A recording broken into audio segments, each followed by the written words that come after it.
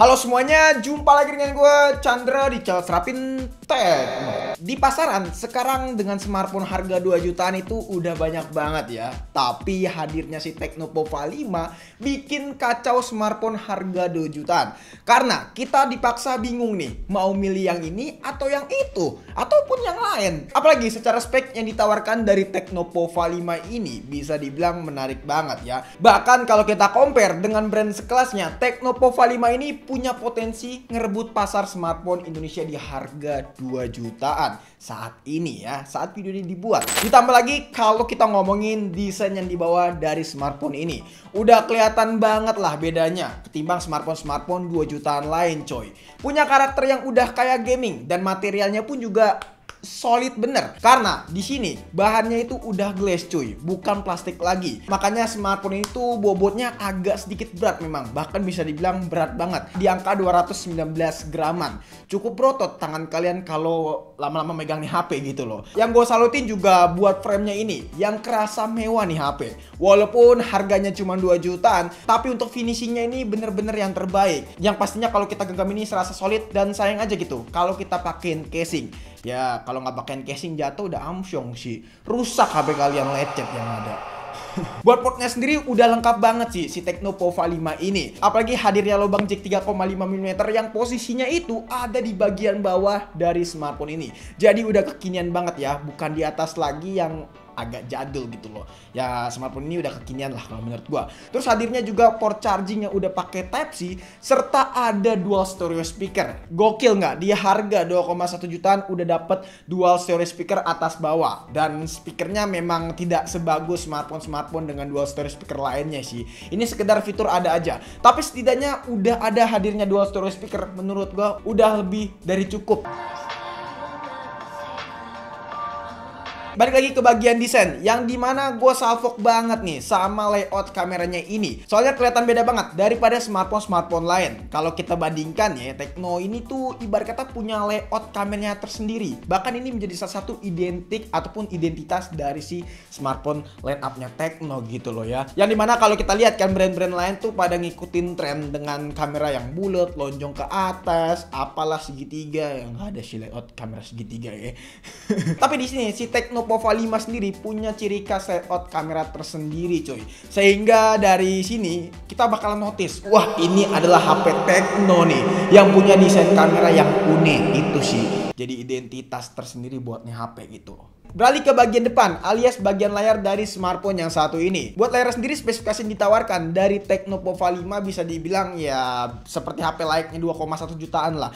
Yang dimana layarnya masih menggunakan panel IPS. Tapi walaupun pakai panel IPS, setidaknya Tecno Pova 5 ini ngasih refresh rate 120 Hz. Jadi serasa smooth banget kalau misalkan diajak scrolling. Resolusinya juga udah tinggi nih, yaitu Full HD Plus seperti smartphone 2 jutaan lain ya. Saat diajak nonton film sih enak-enak aja. Cuman yang gue rasakan layarnya ini agak sedikit pucat sih, yang dimana kalau misalnya kita nonton film yang pengen mendapatkan kualitas warna yang detail dan tajam dan pekat, agak sedikit kurang alias kurang keren di smartphone yang satu ini ya teman-teman. Soalnya warnanya menurut gue agak sedikit pucat, dan kalian kalau misalkan pengen mendapatkan warna yang akurat dan warna yang tajam harus dikalibrasi sendiri, harus kalian ubah-ubah sedikit ya teman-teman ya. Jadi itu PR sih menurut gue. Tapi yang jelas buat masalah layar sejauh ini gue pakai Tecno Pova 5 nggak ada kendala ya teman-teman. Untuk multitouch pas waktu gua ajak di sini bisa ditouch sampai 5 jari. Penyakitnya HP Infinix, Tecno dan Itel gitu loh. Yang dimana cuma bisa ditouch sampai 5 jari aja. Dan sejauh gue pakai juga nggak ngerasa yang namanya delay. Tapi memang yang gue salutin dari smartphone yang satu ini dan tidak dimiliki dari smartphone brand lain di kelas harga yang sama, yaitu masalah refresh rate-nya. Yang dimana brand-brand lain masih di angka 90 Hz, tapi Tecno Pova 5 ini udah hadir dengan refresh rate 120 Hz, dan itu kerasa smooth banget coy. Ya refresh rate 120 Hz kita bisa dapatkan di harga 2,8 atau enggak 3 jutaan kali ya. Tapi di Tecno Pova 5 ini udah ada coy. Ya puas sih. Diagonal layarnya juga tergolong lumayan gede nih, yaitu 6,78 inch. Jadi kalau buat diajak main game pun juga masih serasa puas, karena memang segmentasi smartphone ini kayaknya masuk ke kategori smartphone gaming. Gimana enggak? Soalnya dari segi SoC-nya aja, smartphone itu pakai MediaTek Helio G99. Helio G99 series tertinggi saat ini coy, karena memang untuk saat ini ya SoC ini doang, Helio G99 yang paling tinggi buat SoC entry-nya dari si MediaTek. Dan Antutu-nya aja bisa kalian lihat dapat di angka segini coy. Antutu yang udah tinggi banget, 379 ribuan. Antutu yang bukan sembarang Antutu coy. Ya perbedaannya dari Helio G88 cukup kerasa jauh ya teman-teman. Bedanya hampir 100 ribuan. Ya menurut gua itu memang perbedaan yang nggak setimpal sih kalau kita bandingkan dengan Helio G88. Tapi secara performance saat diajak nge-game ya menurut gua memang sama 11-12 gitu loh. Seperti Helio G88 ya teman-teman. Yang dimana pas waktu kita buat ajak main game tes PUBG Mobile, settingannya dapat di settingan smooth ultra dan FPS-nya stabil di angka 40 FPS. Gue tidak komplain buat main game PUBG Mobile ada kendala atau enggaknya, karena memang sejauh gue main pun juga nggak ada kendala. Apalagi untuk masalah gironya nih yang lancar cuy, nggak ada yang namanya giro delay di smartphone yang satu ini. Ini bagian yang gue sangat salutin dari Tecnopova 5, yang dimana brand-brand sekelasnya di harga yang sama masih ngasih software giro, tapi smartphone yang satu ini udah pakai giro hardware coy. Jadi itu menjadi salah satu keunggulan dari smartphone yang satu ini. Dan nggak cuma buat main game PUBG Mobile, pas waktu buat ajak perekaman video juga HP ini stabil coy, karena dibantu sama giro hardware. Nanti kita bakalan bahas buat kamera. Tapi ini panas banget ya. Selain itu buat main game Genshin Impact pun juga udah gue tes nih. Buat settingannya sendiri gue tes di low 60 fps, karena gue nggak berani settingan normal 60 fps, pasti dapat frame rate yang drop ya teman-teman. Jadi gue setting di low 60 fps aja. Alhasil untuk FPS-nya sih stabil ya teman-teman, di angka sekitaran 35 sampai 40 fps. Kalau ngedrop itu juga minim banget sih. Paling di angka ya sekitaran 30-an atau enggak 25 fps, dan itu masih tergolong playable banget menurut gue buat main game Genshin Impact. Karena kita tahu sendiri lah, game Genshin Impact ini adalah game yang berat. Bahkan untuk memori size-nya aja itu gede banget coy. Game yang paling besar saat ini yaitu Genshin Impact. Mungkin. Tapi nggak usah khawatir, karena storage dari smartphone itu udah gede banget. RAM-nya aja 8GB dengan storage yaitu 256GB coy. Jadi buat nyimpen foto, video, dokumen, ataupun nyimpen game-game yang berat kayak Genshin Impact ini udah bisa banget coy. Buat dipakai long term juga bisa. Apalagi hadirnya slot SD card ini ngebantu banget nih buat HP kelasan entry level. Jadi udah bisa di-expand pakai SD card coy. Oh ya, kita hampir lupa untuk masalah baterai. Baterai dari smartphone itu di angka 6000 mAh. Gede banget. 6000 mAh itu lo bisa bertahan seharian penuh. Kalau misalkan penggunanya normal-normal aja ya teman-teman. 5000 mAh aja udah gede, gimana 6000 coy.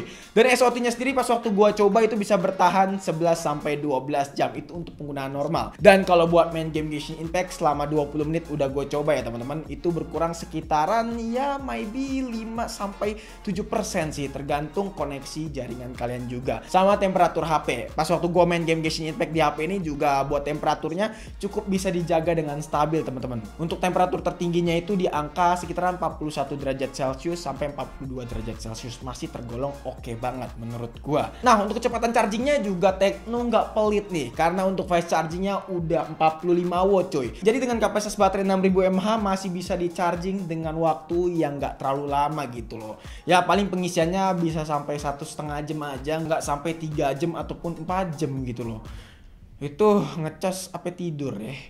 Beralih ke bagian kamera nih, yang dimana kameranya sendiri Tecnopova 5 ini punya konfigurasi dual kamera belakang dengan kamera utamanya beresolusi 50 megapiksel coy. Yang dimana hasil fotonya menurut gua sih udah lebih dari cukup ya, seperti smartphone kelasan entry level lainnya di range harga yang sama. Warnanya di sini kelihatan pucat, detailnya kurang tajam kalau menurut gua, apalagi kalau kita lihat sharpeningnya itu cukup lumayan over nih. Yang dimana kalau gua lihat nih ya, untuk AI ataupun image processing dari smartphone itu agak sedikit kurang. Ya dukungan software iOS 13 kayaknya belum terlalu optimal ya buat urusan kamera ini. Jadi buat hasilnya kalau penilaian gue sih sangatlah pas-pasan banget. Apalagi dalam kondisi gelap, yang dimana noise-nya cukup lumayan banyak, detailnya juga ya kurang gitu loh. Mau nggak mau kita harus pakai bantuan fitur night mode, dan itu pun juga hasilnya 11-12 sih, bisa kalian lihat aja deh. Namun yang gue salutin buat perekamannya sendiri, si Tecnopova 5 ini bisa sampai 2K 30 30 fps serta Full HD 60 fps. Dan untuk hasil videonya stabil di Full HD 30 fps ya teman-teman, bisa kalian lihat aja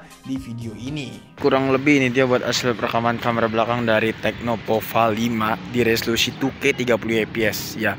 Hasilnya seperti ini, bisa kalian nilai sendiri aja. Tapi ini kita nggak aktifin fitur image stabilization, jadi hasilnya bakalan jedak-jeduk ya, alias goyang-goyang gitu loh. Karena yang fitur image stabilization-nya itu aktif ketika kita rekam di resolusi Full HD aja coy. Nah kalau ini yang Full HD 30 fps dengan fitur stabilization, dan iya hasilnya beda banget ya sama 2K yang tadi. Di sini bakalan kerasa stabil banget ya teman-teman. Kalian bisa nilai sendiri aja, di sini kerasa banget stabilnya. Ya saran gue sih Full HD 30 fps dengan image stabilization-nya ini udah oke banget sih buat rekam-rekam coy. Jadi guys, ini adalah hasil perekaman dari Tecno Pova 5 di resolusi 2K langsung ya, dengan kamera depan. Hasilnya kurang lebih seperti ini. Ya bisa kalian lihat sendiri aja bagus atau enggak. Cuman kalau dari hasil sih menurut gue oke-oke aja dalam kondisi cahaya yang cukup kayak gini. Cuman buat masalah kestabilan ya nggak stabil banget sih. Tapi setidaknya meminimalisir terjadinya guncangan gitu. Itu udah oke lah menurut gue. Seperti ini buat 2K 30 fps.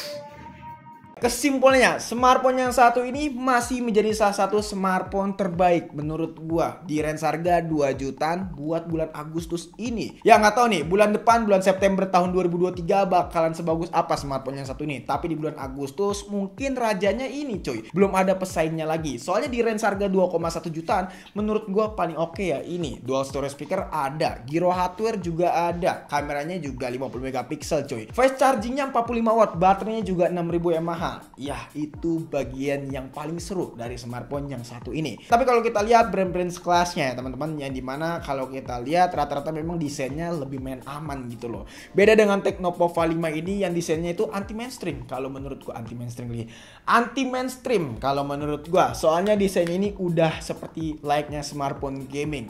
Kemampuan SoC dan juga performance-nya juga bisa dikatakan udah gaming si HP ini. Ya kalau ditanya smartphone gaming bisa dibilang ini sih di range harga 2 jutaan buat saat ini. Soalnya kalau dari sektor kamera emang HP ini kurang gitu loh, kurang keren. Tapi buat performance dan juga experience gaming, smartphone ini udah yang terbaik coy. Ya smartphone gaming 2 juta nih bos. Jadi mungkin cukup sekian aja video kali ini mengenai review experience gua ketika menggunakan Tecno Pova 5. Kalau misalnya kalian punya pendapat ataupun punya pertanyaan, bisa tulis di kolom komentar. Bisa banget bahkan kalau misalnya pengen nanya secara privat, bisa juga langsung DM Instagram kita di @serabaintekno. Jangan lupa juga buat follow ya teman-teman. Saya pamit dan sampai jumpa di video selanjutnya. Until next time, goodbye.